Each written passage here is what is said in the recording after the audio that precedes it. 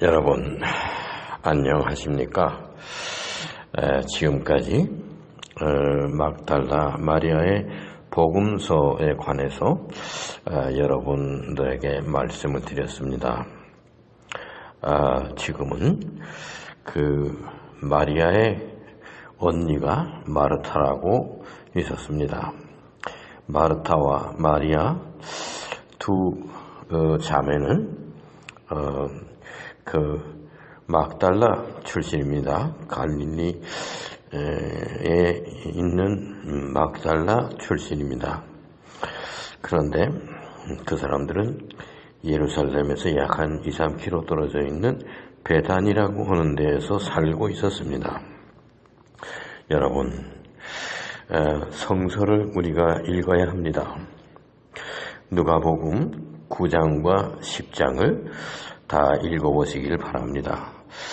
그 누가복음 9장과 10장을 읽는데 시간이 얼마나 많이 걸리지 않습니다.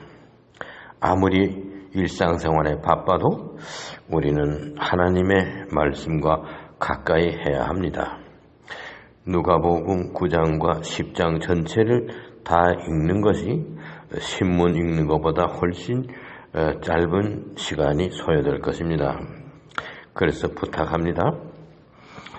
그 누가복음 9장과 10장에는 여러 이야기들이 기록되어 있습니다. 우선 예수님께서 70인의 제자들을 훈련시켰습니다.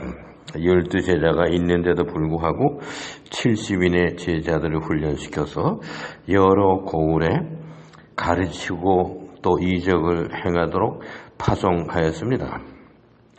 제자 훈련하신 것이 그 누가복음 9장에 소상히 기록되어 있으며 그들을 오늘날 선교사를 파송하는 것과 마찬가지로 복음 전파를 위해서 예수님께서 각 고을로 파송하였습니다. 그들은 복음이 무엇인지를 예수님으로부터 배웠습니다. 그리고 많은 이적을 행할 수 있고 병든 자를 고칠 수 있는 은사도 위임받았습니다. 그래서 더러는 그들이 예수님처럼 성공하지 못한 경우도 있었지만은 많은 이적을 행사하고 70인들이 예수님에게로 돌아왔습니다.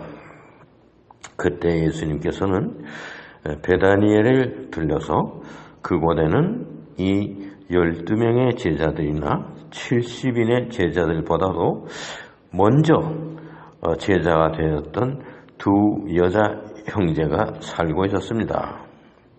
자매지요. 그것은 언니는 마르타고 동생은 마리아입니다. 그 동생 마리아는 7 귀신이 들어서 정신적으로 고생했던 여자입니다. 그 여자를 예수님께서 안수해서 병을 낫게 하신 일이 있었습니다.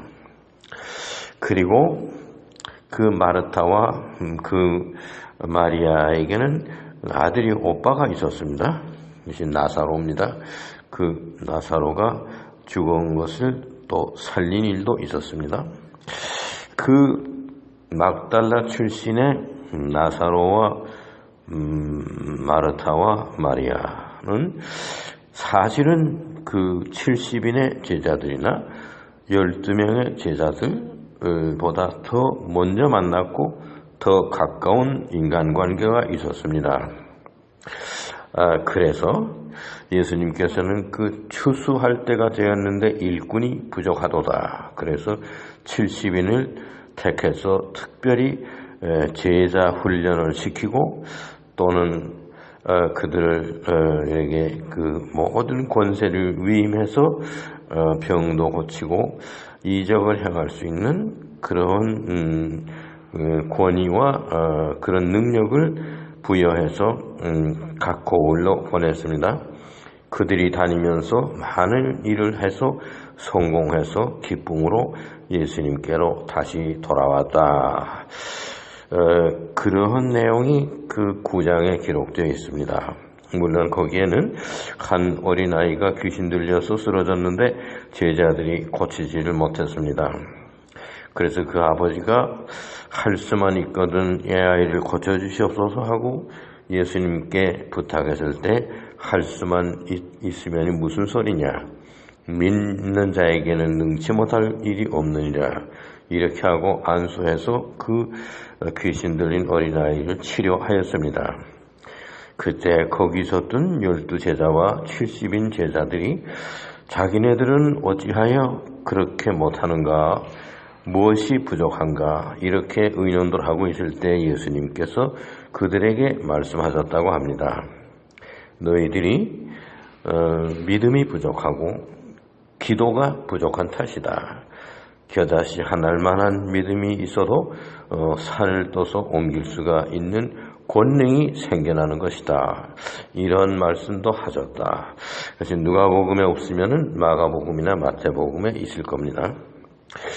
그러면 누가복음의 9장에는 그러한 일이 있었습니다.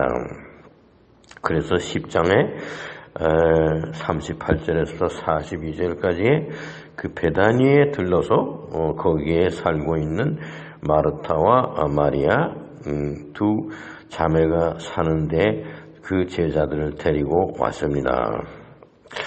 그때는 지금과 같은 전화가 있든가 사전에 연락할 수 있는 그런 분위기도 아니고 갑작스럽게 말하자면 70인과 12명과 예수님과 이렇게 해서 83명 정도의 많은 인원이 그 베다니에 두 여인이 살고 있는 집에 나타났다고 하는 것입니다. 그래서 마르타는 갑자기 손님들이 많이 온 것에 대비하기 위해서 부엌에서 분주히 일을 하고 있었습니다. 마리아까지 합해서 두 여인이 열심히 일을 하더라도 7, 80명이 식사할 음식을 마련하기는 수월한 일이 아닙니다. 그런데 그때 마리아는 예수님 발곁에 앉아서 예수님이 의자에 앉아 계시고 마리아는 그 밑에 예수님 발길에 가까이 앉아서 예수님의 가르치는 말씀을 듣고 있었습니다. 물론 그때 12제자들과 70인의 제자들이 함께 예수님의 말씀을 들었을 겁니다. 그때 마르타가 나와서 지금 내가 얼마나 바쁘고 이 사람들을 위해서 준비해야 될 일이 많은 것인데 내 동생으로 하여금 나를 좀 도와주게 하소서, 그렇게 예수님께 얘기 부탁을 했을 때 예수님께서는 마르타야 마르타야, 지금 마리아는 좋은 편을 택하였다. 그저 여러 가지를 음식을 하지 말고 한 가지를 준비하면 족하니라. 마르타는 지금 좋은 편을 택하였으니 이 좋은 기회를 계속해야 할 것이다. 중지시켜서는 안 될 것이다. 이렇게 얘기를 했다고 합니다. 그래서 마르타는 거의 혼자서 그 많은 사람들을 대접하는 그런 일에 바빴다고 하는 일입니다. 그리고 마리아는 주님과 함께 가까이에서 주님의 말씀을 듣는 것으로 시간을 보냈다. 이러한 내용이 기록되어 있습니다. 지금 제가 말씀드리고자 하는 것은 베타니의 두 여인 마리아와 마르타에 관한 이야기입니다. 마리아는 항상 영적인 삶을 추구하였기에 주님의 발길에 앉아서 주님의 가르치는 가르침을 열심히 듣고 있었습니다. 그리고 마리아는 아마도 아주 명석하고 청명했기에 주님의 가르치는 그 높은 교서를 다 이해할 수가 있었을 것입니다. 일상생활을 풍족히 영위하는 길에 바빴던 마르타는 다른 길을 택했습니다. 그것은 일상생활에 주어지는 일에 성실해야 하고 그 일로 인하여서 바쁘기 때문에 그렇게 주님의 말씀을 듣고 높은 차원의 정신적인 그런 지식을 추구할 시간이 없었습니다. 그래서 주님께 나아가서 얘기를 한 겁니다. 내가 이렇게 지금 바쁘게 준비하는데 동생 마리아를 내게로 보내주시옵소서. 그런 얘기를 한 것이 주님께서는 그걸 받아들이지 아니했다 하는 겁니다. 이 많은 사람들을 위해서 음식을 많이 준비하지 말고 한 가지만 하면 될 것이 아니냐? 아주 간단한 거 한 가지도 족하다. 마리아는 이미 영생을 위해서 좋은 편을 선택하였으니 그대로 두라. 이것이 주님의 말씀이었습니다. 아마 모르긴 하지만 마르타는 혼자서 그 많은 인원들을 위한 음식 준비에 바빴을 것입니다. 마리아는 인생의 깊은 의미를 아는 일에 관심이 더 있었습니다. 그러나 마르타는 원래가 인생을 실질적으로 영위해 가면서 일상생활에 그 분주하게 뛰는 편을 마르타는 더 택했습니다. 아마 마르타 역시 마리아처럼 좋은 진리의 말씀을 듣는 것을 원했을 것이지만은 그러할 여유와 시간이 없었습니다. 마리아에게는 인간이 무엇인가 하는 근본적인 문제에 대하여 궁금하였습니다. 그러나 마르타에게는 인간은 어떻게 살아야 하는 것인가, 일상생활에 더 관심이 있었습니다. 주님을 섬기는 데 있어서 마리아는 그의 말씀을 듣는 자세를 택했으며 주님을 섬기는 일에 있어서 마르타는 그에게 봉사하고 대접하는 그러한 일을 선택하였습니다. 예수님께서는 마리아는 선한 편을 택하였다고 말씀하시고 마리아의 관심은 지속되어야 한다고 하셨습니다. 음식 대접은 사실은 유한한 것입니다. 한두 번의 기회로 끝날 수 있는 것입니다. 그러나 주님의 말씀은 영생을 위하는 것이고 그 말씀을 듣는 일에는 끝이 없는 것입니다. 예수님과 함께하여서 그의 말씀을 듣는 것, 이것은 사실은 하나님의 축복이기도 합니다. 그런데 가만히 생각해보면 우리는 주님의 말씀을 듣는 일보다는 마르타의 일상생활해가는 그 생활관에 더 관심이 있는 것 같습니다. 그래서 우리는 오늘도 분주합니다. 주님을 생각할 겨를이 없습니다.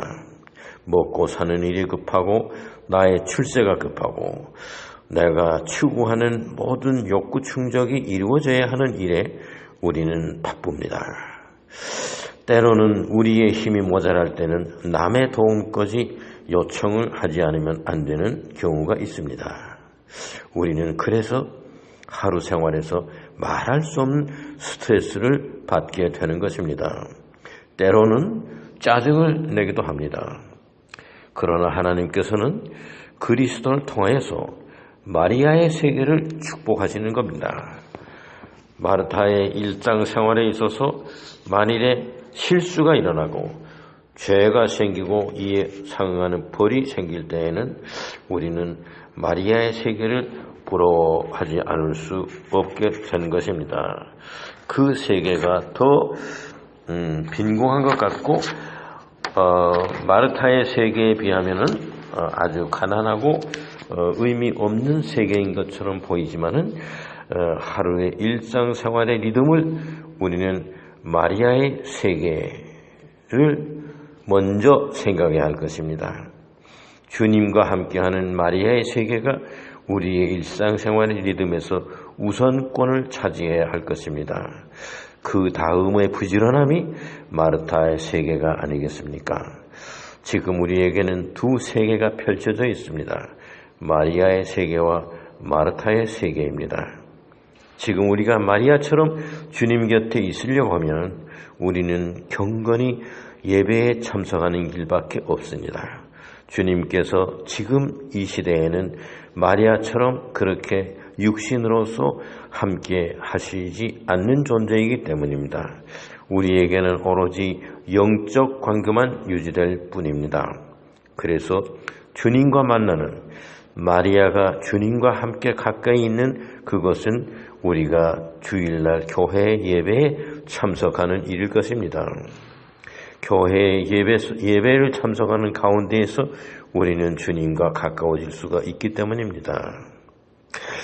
그것은 주일마다 정성을 다하여 하나님께 예배를 드리러 교회에 가는 것이 우리에게는 마리아의 세계일 것입니다. 그리고 월요일서부터 토요일까지 주중에 부지런한 생활은 그것은 또한 마르타의 세계일 것입니다. 우리는 이 두 세계가 다 필요합니다.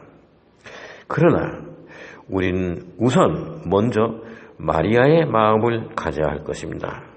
그리고 나서 우리는 마르타의 부지런한 손길을 본받아야 할 것입니다.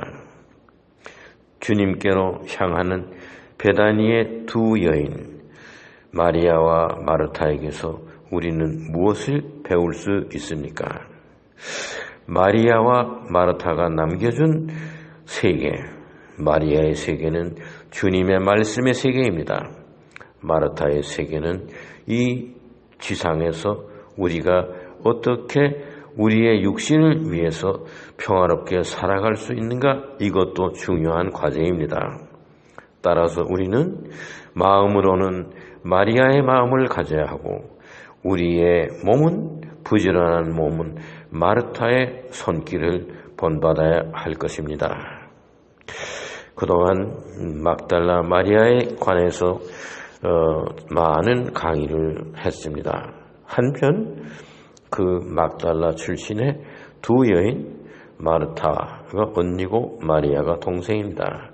이 두 여인이 다 예수님의 여성으로서 아주 독실한 제자였고 주님을 따라서 생활했던 두 자매입니다. 그런데 이 두 자매가 우리에게 남겨준 두 개의 세계, 마리아의 세계와 마르타의 세계, 이것을 우리가 다시 한번 생각해 보는데 오늘의 의미가 있다고 생각되는 것입니다. 감사합니다.